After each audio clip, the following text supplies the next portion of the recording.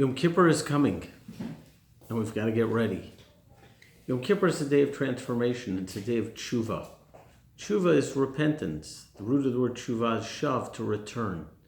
To return to who I was before I made the mistakes and bad decisions that I made. To return to who I was at the beginning of my existence, to who I can be, who God created me to be. How do we do tshuva? What do we do tshuva for? I don't know about you, but I've done lots of things that I regret. Over the year, I could sit and write down things I said I shouldn't have said, opportunities I should have taken, things I shouldn't have done. I think that's the human condition. I'm a rabbi. I know in my position, and despite my position, I've made my mistakes and my poor decisions. And somehow I think I'm probably not alone in that. Yom Kippur is the time to come clean and to cleanse ourselves. Maimonides, Rambam teaches us there are 4 steps to tshuva. The first step is charata, regret. So let's say I really enjoyed doing the particular offense. I enjoyed it. For instance, I was really annoyed and really angry at a certain person. And I sat down with a friend and we just talked about what a jerk that person is and how terrible they are. And we made fun of them. And you know what? It felt good. It felt good. Felt good to have somebody validate my negative perspective of that person and all the judgment and all. I don't really feel regret. Maybe I made a commitment to keep a level of kosher and I didn't keep the commitment. I made a commitment to engage in a certain mitzvah and I didn't keep it because I preferred to just go through life on cruise or eat what I wanted to eat or say what I wanted to say or sleep in instead of studying Torah or going to services. How do I feel regret? A friend of mine once taught me the way to feel regret is look at the impact. What is the impact of my action? So let's say I made a commitment, I didn't keep the commitment. What does that do to me as a human being? What does that do to my integrity?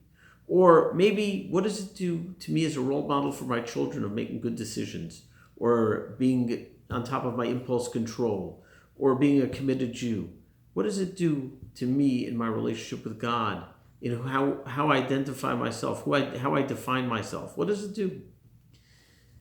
So charata is regret, remorse. Wow, I really wish I never did that.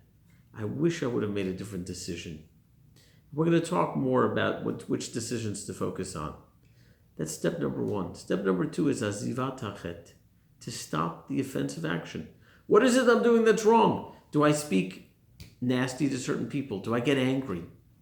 Do I not take aspects of my Judaism seriously? Do I not study Torah when I have the opportunity to? And so on. Stop doing the negative offense, whether it's man to man, whether it's man to God, whether it's hurting myself on some level or belittling myself. Step number 2 is stop doing the offense, the offensive act. Step number 3 is vidui, is verbal confession. To confess what I've done wrong. And again, we're going to go through this a little more detail. Step number 4 is Kabbalah al-Atid. My plan for the future, my commitment for the future. My commitment is I am not going back to that place. I'm embarrassed that I did this thing, or I'm disappointed in myself, or I know I could have done better. And I'm not going back there. The question, though, is there are many commitments we make that we then do tshuva for not honoring them. Or there are things we know are right that we just don't do. Or things that are wrong that we do. And we feel remorse and we commit not to go back to that and we take responsibility. And then we're there. A week, a month, a year later, we're right back to where we started. So what does that mean? What does that say about us? So first of all, if you've gone longer, let's say you tend to speak negatively about other people. And you notice that you're able to go a day longer than usual, or a week longer. So when you fall, you didn't just fall. You didn't fall now. You actually stayed stronger than you did last time. You made progress. A student of mine told me that there were a few commitments, a few things he was doing that were, one of them he felt was wrong. Others were not necessarily wrong, but he just felt he should not be doing these things. They were not helpful in moving himself forward in life. Made a commitment to stop doing these three things. tells me, Rabbi, it's been 45 days and I am clean. I'm doing what I should be doing. I'm not doing what I should not be doing. I said, just remember one thing. You're going to fall. It's going to happen. That's part of the human condition. You are going to fall. And that's fine.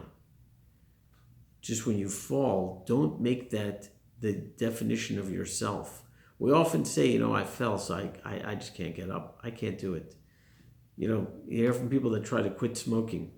So they stop smoking, and then a week later, they take a cigarette. You see, I can't stop. I can't control myself. Well, actually, you went a week. Next time, go 8 days. Go 9 days. Develop a habit out of what you do or what you don't do. Be conscious about it. It's okay if you fall. We all fall. The verse says, Sheva yipol tzadik v'kam. The righteous person falls 7 times and gets back up. The surprise is not that the righteous person falls 7 times. What we're focusing on is that the righteous person is righteous because he gets up afterwards. We all fall, but you get back up. You get back up, then you're righteous. And learn from your mistakes. Learn from what you did wrong. So I regret doing this particular act. I'm embarrassed. I'm ashamed that I did it. I shouldn't have spoken that way. Maybe I shouldn't have looked at that thing that I looked at. I should have honored my commitment to Torah. I should not have, whatever it might be. So I regret it, and I stop doing it. And then I fall. So look at, why did I fall? Did I put myself in a compromising situation? As I say, did I put myself in a cheeseburger moment where I committed not to eat certain foods that aren't kosher, but I put myself in that restaurant with exactly the food that I loved in that moment with nothing to support me? Well, no surprise you're going to fall. Set yourself up for success. You're not Superman. We all can fall. Be strong and set yourself up for success. But then this verbal confession. What's this verbal confession all about? So the commentaries say that the verbal confession is very brief. The most basic confession, the most basic vidui is saying 3 words in Hebrew. Aval anachnu chatanu. But we have sinned. I understand we have sinned. What's the but? But we have sinned. I once heard a rabbi explain so beautifully. He said the way we apologize in life when we hurt other people very often is, I'm sorry, but. I'm sorry I said that. Now, had you not egged me on, I wouldn't have done that. So really, it's your fault, not my fault. I'm sorry I didn't wake up early enough in the morning to drive you to school. But had you woken me up, it would have been fine. There's always a but, and the but negates everything I said till then. I'm sorry, I'm not really sorry, because the but says it's your fault. If it's your fault, there's nothing for me to be sorry about. Why do I have to apologize? But we sinned. Aval anachnu chatanu. Part of the confession is on the but. Part of the confession is on not taking responsibility. We have this tremendous drive within ourselves to not take responsibility. Because, the way some explain, the deepest desire we have in life is to look good. Children try to do good. Young children try to do the right thing. And you know what happens when they try to do everything exactly the way they should and put their toys back the right way and listen to the teacher and so on? There's somebody in their life that laughs at them. It could be their parents, their siblings, their friends. Somebody laughs at you. And at the young age, you learn, I don't like being laughed at. So you know what? I'm going to stop doing good. And the next stage in life is I want to look good. I want to look good means I brushed my hair before I started videoing this talk. I want to look good. We're sitting with a group of friends and you have a question, but you might look stupid. People might think, you don't know that, so you don't ask the question. You're sitting at your guest at someone's house. You want to finish the last piece of cake, but someone might say, he's a pretty thoughtless guy if he takes the last piece of cake. So you know what? I'm not going to take that. And looking good becomes so important in life, and it filters through so much of what we do and we say and what we experience and so on. The key, now what happens is when I focus on looking good, I never want to take responsibility, because if I take responsibility, it's my fault. I don't look good. There's something wrong with me. So I would rather blame you. If I blame you, then I look good. But there's one problem that we don't realize. The problem is, if I blame you, I give all the power to you. Because if it's your fault, I can't change anything. I can't do anything different. And it's all about you. It's all about your power. So I'm powerless. That's the worst thing. If I would have the courage to take responsibility, you know what? I'm at fault. I own it. I messed up. I forgot. I did that wrong. I was not responsible. So you know what? I could do things different next time. I could be responsible. The power's in my hands.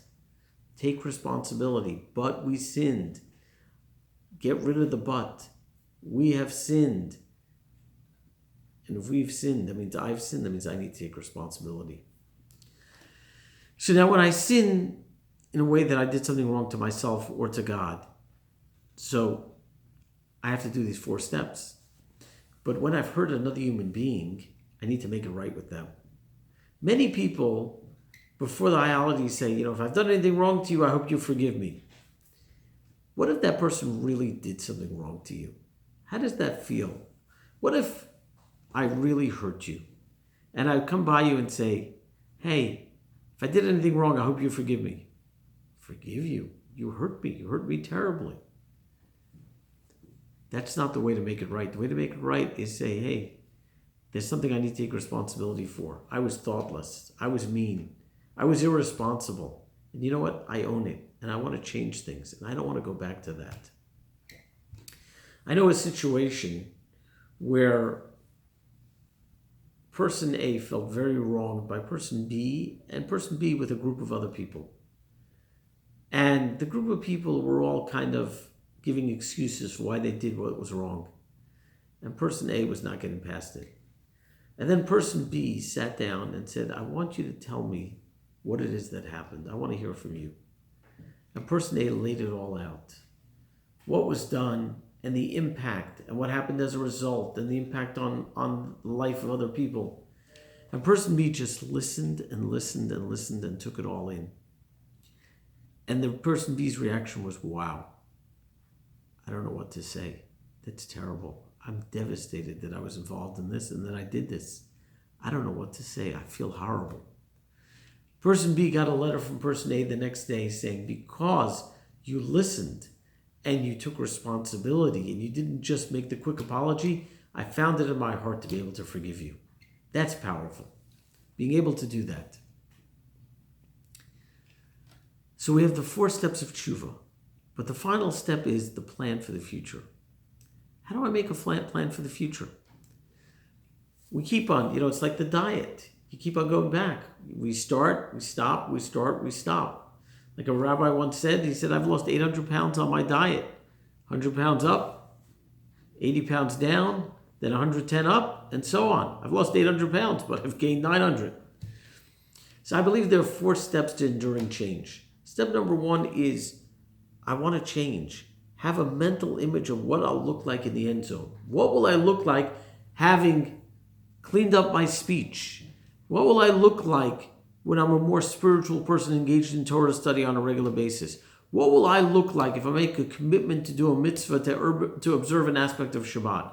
What will I look like if I stop gossiping and saying nasty things about other people? Look at yourself. See how beautiful you look having made that change. And appreciate that. And store that mental image on your mental hard drive. Store that image. That's step number 1. Step number 2 is, what are the steps to get there? So I want to stop speaking negatively about others.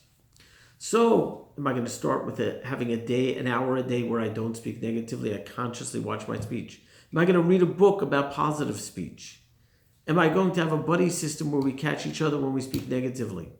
What are the different steps? What do I need to put in place? And it may be a bunch of things. I may need to do some studying, have a conscious hour a day, build up to 2-3 hours and so on, and have somebody point out when I speak the way I should not. Might be a few things. That's step number 2. Step number 3 is critical, and we usually forget about it. Support. Get support. Have people that can support you in this. Many years ago, I went on a diet, the Maker's Diet, which is essentially a lifestyle change. And I got the parameters of the diet and the instructions of what to do and not to eat and so on, how to navigate the diet. But I had one of my close friends who called me every day or two to say, how's it going? Do you have enough recipes? Do you have enough ideas of what to eat? Do you need help? What's working for you? What's not working? What can I guide you to tweak and so on? That support was critical. have support. Have people who care about you and who are committed to you and understand what you're trying to accomplish, support you and change. And step number 4 is create a routine. Make it into a routine. Okay, my routine is I study 5 minutes of positive speech a day. I have a way of tracking my speech. I have a friend I check in with every day. Whatever the change might be, whatever it is that I want to do. Then I know I have a real plan. Maimonides says that your intention should be so real, your teshuvah should be so real that God can testify you're not going back to it. Which doesn't mean you'll never go back to it, but it means you have a real commitment. Part of the commitment is a real plan. Regret, what's the impact of my action? Stop doing the action. Create new dynamics, new paradigms, new behaviors. Verbally acknowledge, say it out loud. I spoke negatively about people for the last 3 years, or I spoke about person X, or I've been eating I ate non-kosher on this day, whatever it might be. And number 4 is create the plan. That's the commitment for the future, is the plan. But now I want to point out two things. So when we sit down, if we're honest with ourselves, and if we know what the Torah expects from us, and we know what God expects from us, there are a lot of things that we've maybe fallen short in our lives. Maybe in our family, with friends, in our spiritual lives, maybe the fact that we haven't engaged in our spiritual lives, we haven't studied Torah. There's a lot that maybe we've done wrong. So do I just try to do tshuva on everything? No. I would suggest 2 points. Point number 1 is sometimes in life, well, we know that Stephen Covey taught us that when you have a large vase that you want to fill with big rocks, pebbles, and sand, start off with the big rocks, then the pebbles, then the sand. In our decisions in life, we also have big rock decisions, pebble decisions, and sand decisions. For instance, let me give an example. A young man is graduating high school, and he's not sure, should I go to college and live on campus, or should I spend a gap year in Israel? Well, where do things go? He goes to college campus. Then suddenly his question is, let's say he has some level of observance. It's Friday night. Should I go to a Shabbat dinner at Chabad? Or should I go to the party with my friends? Then, let's say he goes to the party with his friends. Jews and non-Jews there. Should I talk to that non-Jewish girl? We're just talking, and we're just going to go out for coffee later. But where's it going to go from there? Whereas had he gone the other direction, and by the way, it does not be dating somebody. Could be, well, the guys are talking about going out back to smoke something that they shouldn't be smoking. And then what will they do after that, and so on. Those decisions are an outgrowth of one decision. College campus, gap year in Israel. Let's say he'd gone to gap year in Israel. So Friday night is Shabbat dinner. And then one of the rabbis says, hey, do you want to study some Torah? And before you know it, he's studying Torah on a daily basis. And suddenly he's making decisions that way. So that one decision of gap year is a big rock decision. And from there, he might go to very different places if he decides to go to college right away or go to Israel for a gap year or longer. So let's say there's some big rock decisions that I made that were negative decisions. Do tshuva on one of those big rock decisions. Take responsibility for one of them. That's one point I would say. The second point I would say is, what path are you on? Don't obsess over actions. Where's your direction? Where are you going?